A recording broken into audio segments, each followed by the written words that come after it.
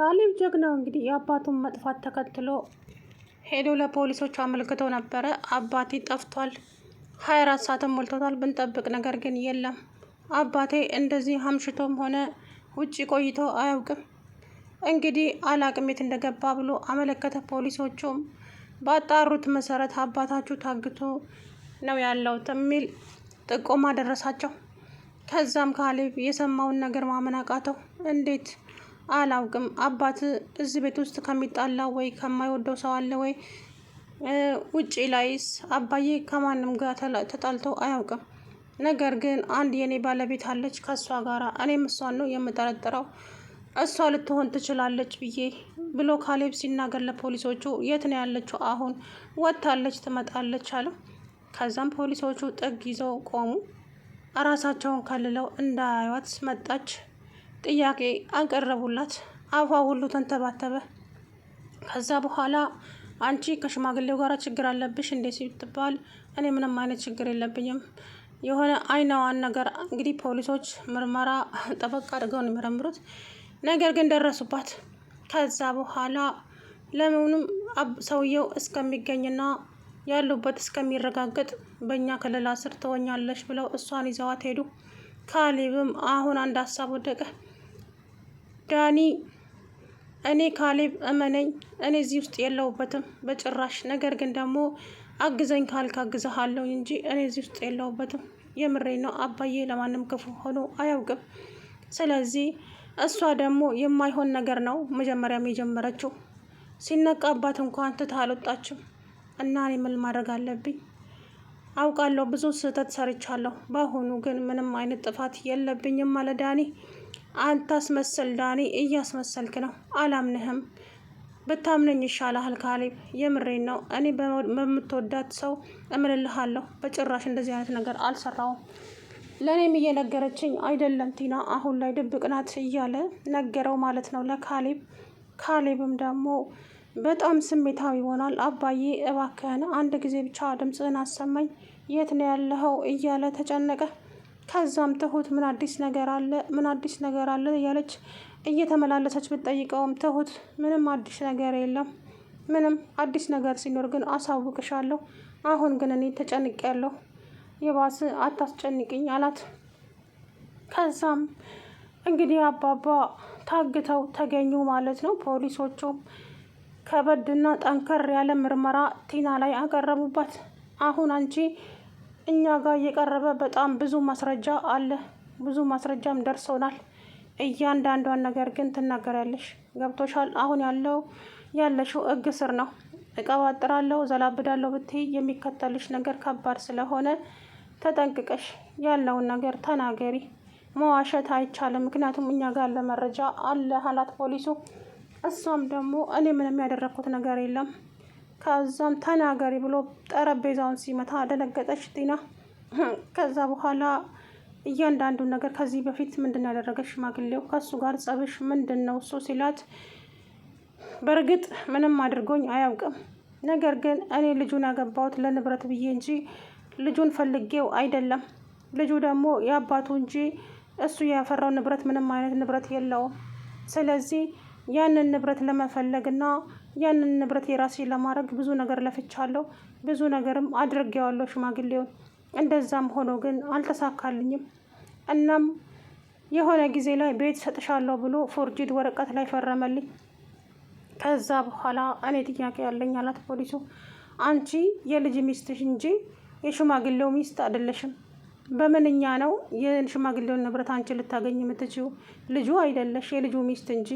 ልጁ ራሱ በግድ የቤተሰብ ንብረት ታገኛለ የሚል ሕግ የለም። ለፍቶ ጥሮ የሚያገኘው ገንዘብ እንጂ። ቤተሰብ ግን በኋላ ሲያልፉ የልጅ ነው የሚሆነው እንጂ ቤተሰብ በሕይወት እያለ የልጅ ሊሆን አይችልም ንብረት። እና አንቺ ምኒቷ ደፋር ነሽ አላት ፖሊሱ። እሷም ደግሞ እየተንተባተበች በቃ እንደዛ ነበር ያሰብኩት፣ ብዙ ነገር አድርጌዋለሁ አውቃለሁ፣ ነገር ግን ደግሞ አንዱም አልተሳካልኝም እስካሁን ድረስ እያለች ሁሉንም ነገር እንግዲህ ከዚህ በፊት አባባን ላውንቸር ላይ አስቀምጣ ስታንገላታቸውና ስታሰቃያቸው የነበረውን በሙሉ ተናገረች። ፖሊሶቹም አፋቸውን በእጃቸው ጭነው በጣም ተገረሙ። አንቺ ምን አይነት ጨካኝ ሴት ነሽ? ቤተሰብ የለሽም እንዴ? እንዴት እንደዚህ ታደርጊያለሽ? የሰራሽው በጣም ከባድ ወንጀል ነው። እውነቴን ነው የምልሽ። እባካችሁን ይሄንን የሰራሁትን ለእናንተ ብቻ ነው የነገርኩት። ሽማግሌው ምንም አያስታውስም። ይሄንን ካስታወሰ ይባስ ይጨክንብኛል። እባካችሁ መርማሪ ፖሊስ ስትለው ዞር በይ አታጭበርብሪ፣ እኛ ለአንቺ የምናዝን መስሎች ነው እንዴ? እኛ እዚህ ጋር የቆምነው ለእውነት እንጂ ለማጭበርበር አይደለም ማለት ፖሊሱ። እሷም ደግሞ እባካችሁ ልለምናችሁ፣ አውቃለሁ ብዙ ነገር አድርጌዋለሁ። ብዙ ነገር ላውንቸር ላይ ያስቀመጥኩትም እኔ ነኝ። የተሳሳተ መድኃኒት እየሰጠሁት ምግብ ላው ላይ እየደፋው ብዙ ነገር አድርጌዋለሁ። ነገር ግን ያ ሁሉ እሱ ታሞ ሲድን የተደረገውን ነገር ታስታውሳለህ እንዴ? አባዬ ያለፈውን ነገር ታስታውሳለህ እንዴ ስለው አይ አላስታውስም፣ ምን ሆኜ ነበረ አለኝ። ለካ አውቀው ነበር እንዴ? ወይኔ ቲና ተበላው ማለት ነው እያለች እንግዲህ እየየዋን ቀጥላለች። ሰላም ውድና የተከበራችሁ ቻናል ቤተሰቦች እንዴት ናችሁ? ደህና ናችሁ ወይ? አለሁ ደህና ነኝ። እንግዲህ ወይዘሮ ቲና በቁጥጥር ስር ውላለች ማለት ነው። ካሌብ ጀግና ሄዶ ለፖሊስ አመለከተ። ፖሊሶቹም በተሰጣቸው መሰረት ስራቸውን በጥንቃቄ እንግዲህ አባባ በታገቱ የሚል መረጃ ደረሳቸው። ከዛም ይሄንን መጥተው ለካሌብ ነገሩት። አባቴን ማን ነው እንደዚህ ሊያደርግ የሚችለው? ከእሷ ውጪ ማነች እሷ ብሎ ሲጠይቀው ባለቤቴ ናት። ከአባቴ ጋራ ከባድ ችግር አለባት። እኔ ምን እንደሆነ ሊገባኝ አልቻለም። የአባቴን ንብረት ለመዝረፍ እና አባቴን ለመግደል ብዙ ነገር ሞክራለች፣ ግን አንዱም አልተሳካላትም። ግን በአሁኑ ተሳክቶላታል። አባቴ ይኸው አንድ ቀን እንኳን ተሳስቶ ውጭ አምሽቶ የማያውቀው አባቴ አሁን ወደ ቤት ተመልሶም አያውቅም። በጣም እያመሸ እስከ 4 ሰዓት ተኩል ነው እያመሸ ወደ ቤት የሚመለሰው። እባካችሁ እኔ ግራ ገብቶኛል፣ አባቴ የት እንዳለ ንገሩኝ እያለ እንግዲህ ካሌብ በጭንቀት ሊሞት ነው። ከዛም ፖሊሱ ተረጋጋ፣ አሁን እሷ እኛ እጅ ላይ ስትገባ ሁሉም መረጃ ትናገራለች፣ ወዳ ሳይሆንም በግዷ።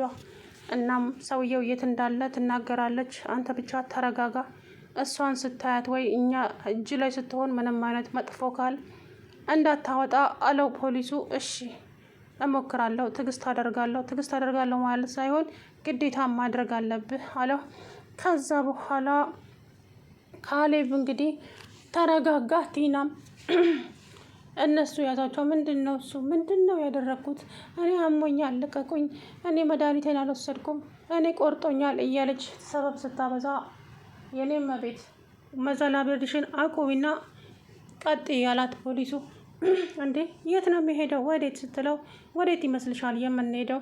ትፈለጊያለሽ ለምርመራ አላት። ቆይ ከዚህ ቤት ውስጥ እኔ ብቻ ነኝ እንዴ ተጠርጣሪ ስትለው ከአንቺ ውጭ ማ ሊኖር ይችላል? ከዛ በኋላ ይዘዋት ሄዱና እያንዳንዷን ነገር ሳትዋሺ ተናገሪ፣ እኛ ጋር በቂ ማስረጃ አለ። እዋሻለሁ ብትይ ግን ዘላለምሽን እዚች ውስጥ ነው የምትቀሪው። እናም እውነቱን ተናገሪ አላት። ምን ልናገር? ያደረግሽውን በሙሉ። ሽማግሌው ምንድን ያደረግሽው? ከቤት ሳይወጡ በፊትም ምንድን ነበረ ምክንያታቸው? ከዛም ስታቅማማ ምላሷ ሲተሳሰር ወዲያ ስትል ሁሉንም ነገር ዝርግፍ አድርጋ ተናገረች። ፖሊሱም በጣም የምትገርሚ ነሽ፣ አንቺ ያለፋሽበትን ገንዘብ እንዴት የራስሽ ለማድረግ ትጥሪያለሽ? እውነት ደግሞ እንዳንቺ አይነት ደፋር አይቼም አላውቅም። በጣም ደፋር ነሽ። እና አንቺ ያለፋሽበትን ገንዘብ እንኳን አይደለም ላንቺ፣ ሰውየው በህይወት እያለ ለልጁ ራሱ አይሆንም፣ የቤተሰብ ሀብት። ስለዚህ አንቺ ደግሞ የባሽነሽ